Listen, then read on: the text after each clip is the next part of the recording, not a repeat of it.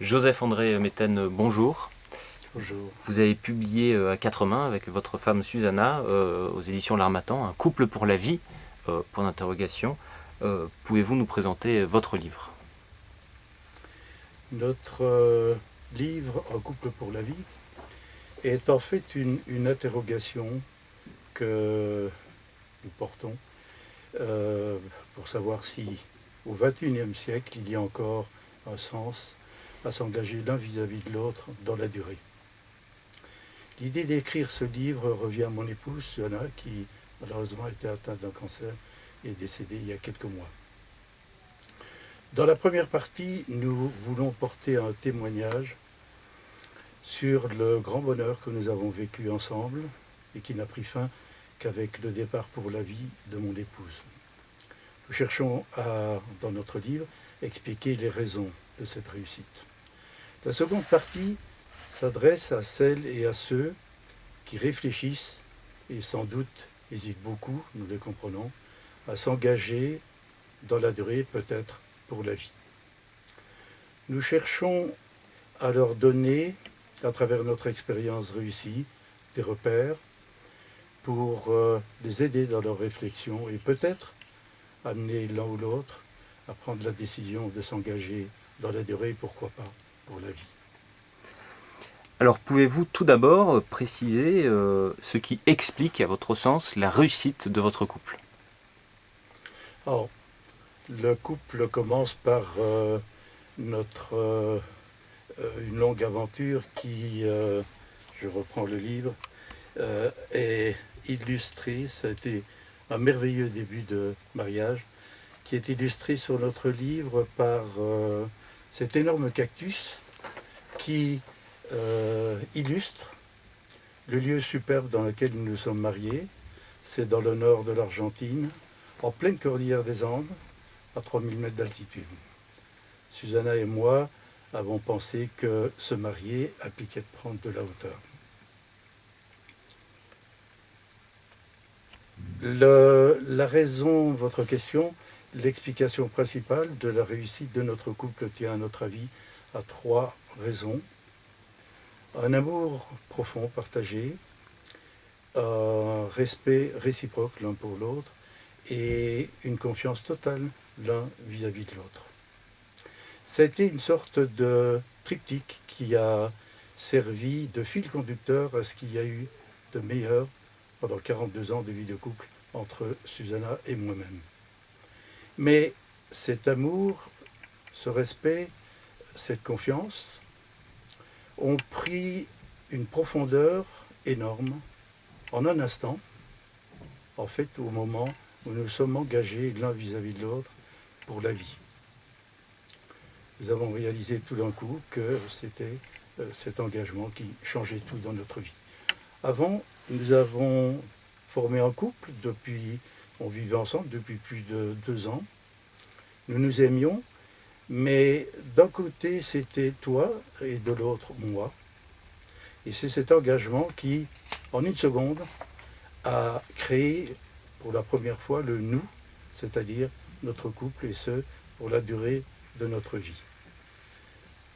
En un instant, nous nous sommes sentis prêts à tout affronter pour la vie entière.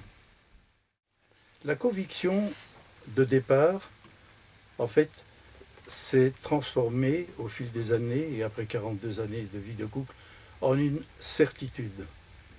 C'est cet engagement de vie pour toujours ensemble qui est l'explication principale, essentielle de la réussite de notre couple.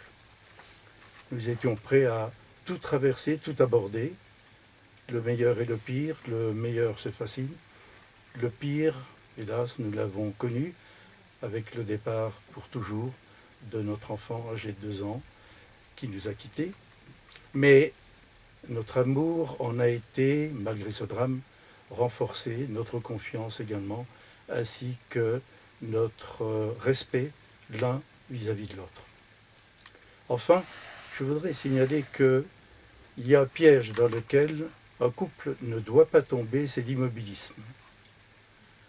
Au fil des années, le comportement de l'un et de l'autre doit impérativement évoluer.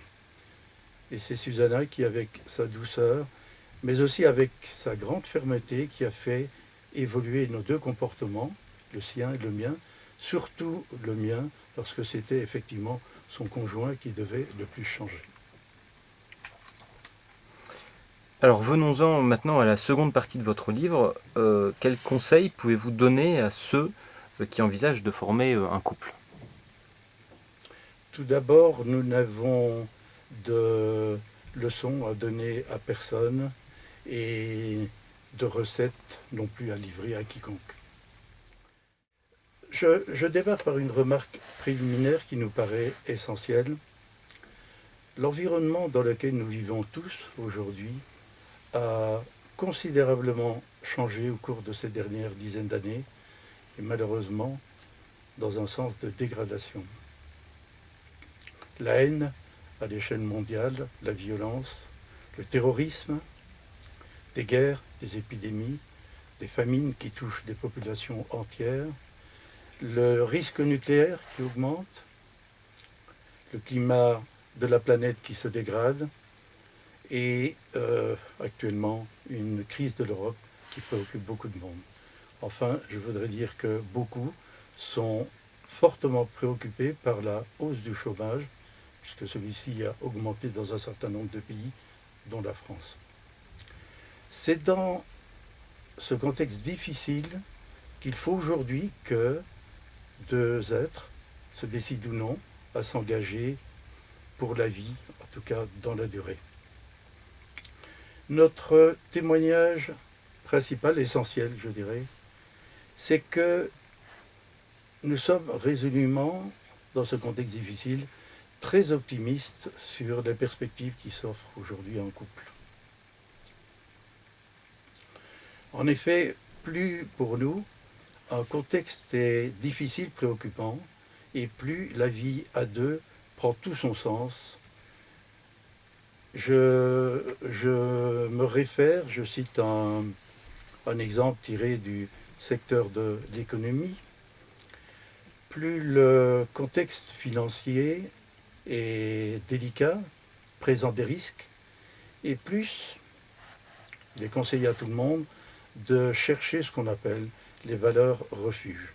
Eh bien, dans l'environnement, dans le monde difficile, préoccupant dans lequel nous vivons, c'est pour nous exactement la même démarche qu'il faut suivre, c'est-à-dire chercher à deux les valeurs refuges qui permettent de mettre un couple à l'abri de toutes ces incertitudes. Et celles-ci sont pour nous la vie du couple et à travers elle l'amour partagé par deux êtres.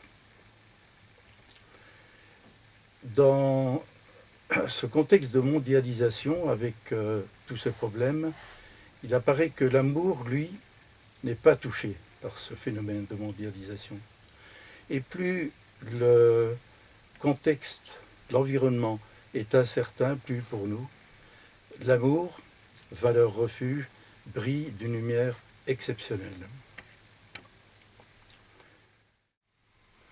Notre conseil dans ce contexte est qu'un couple fasse tout pour faire durer l'amour. Nous avons la conviction profonde que l'amour profond ne veut pas de limites. L'amour ne veut pas être bridé. L'amour, pour nous, exige tout. D'autres conseils, d'autres recommandations pour ceux qui réfléchissent à éventuellement former un couple, c'est de faire durer leur amour le plus possible et de le faire rayonner. D'où notre recommandation, c'est que deux êtres s'engagent l'un vis-à-vis de l'autre à partager leur couple pour la vie.